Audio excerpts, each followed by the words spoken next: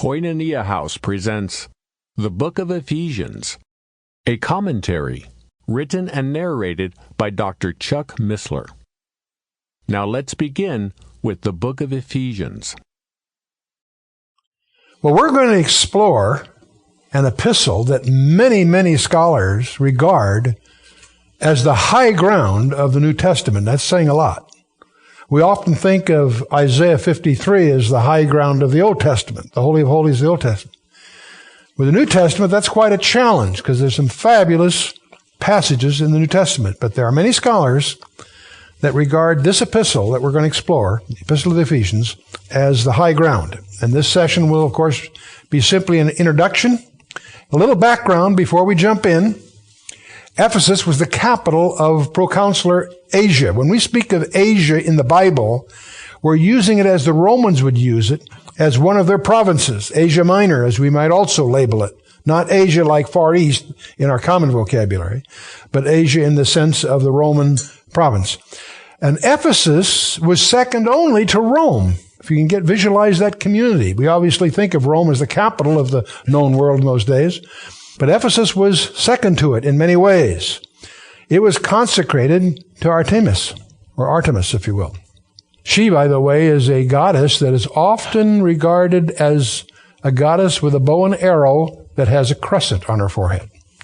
It was colonized mainly from Athens. And it's amazing the notaries that hail from Ephesus. Many of the great painters that probably aren't familiar to us, but are known to the students of the ancient world, were Ephesians. Pythagoras, well known in the field of mathematics, is said to have come from Ephesus. And the schools of many of the major Greek teachers, Parmenides, Zeno, and Democritus. Geographically, it had a very important harbor in those days. It later got ruined by silting from the river Cayster. And so it lost its economic leverage in subsequent years. But in the days of Paul, it had a great harbor. It also boasted the temple of Artemis, commonly known as Diana. Diana of the Ephesians, of course, is very prominent in the book of Acts, in the scriptures. This temple was one of the great wonders of the old world. Took 220 years in the building of it. Was 418 feet by 239 feet. That's gigantic even by today's standards. Had over 127 columns of almost 60 feet high each. It was four times larger than the famed Parthenon in Athens. It stood until 262 AD, when it was finally ruined, of course. There's also a very well-known theater that has been excavated on the west side of Mount Corysus. It's the largest in the Hellenic world. It seated 50,000, and you've seen it here. We used it on a little title slide here. It is an incredible, if you go to visit the 7 churches of Asia in a tour, the one that's the most impressive of all those cities in terms of its present ruins and so forth is Ephesus. And it's really worth seeing. This is a picture of the incredible theater there and the way to the harbor and so forth. Very worth seeing. But further background, there are figurative references to Ephesus all through 1 Corinthians, among other places. The earliest New Testament allusion deals with the pious Jews at Pentecost, or the Feast of Shavuot, in Acts chapter 2, makes allusion here.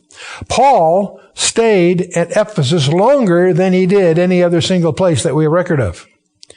And there's a widely held view that the gospel may have become more effective in this area than any other place or time in the history of the world. And that's quite a statement. Paul's second missionary circuit, of course, included Ephesus. He was on the way from Greece to Syria. He visits Ephesus in Acts 18, brings Aquila and Priscilla and leaves them there. And Paul was pressed to stay, but he departs with a promise to return, because he's going to go en route back to Jerusalem for a feast of Shavuot that he's going to celebrate.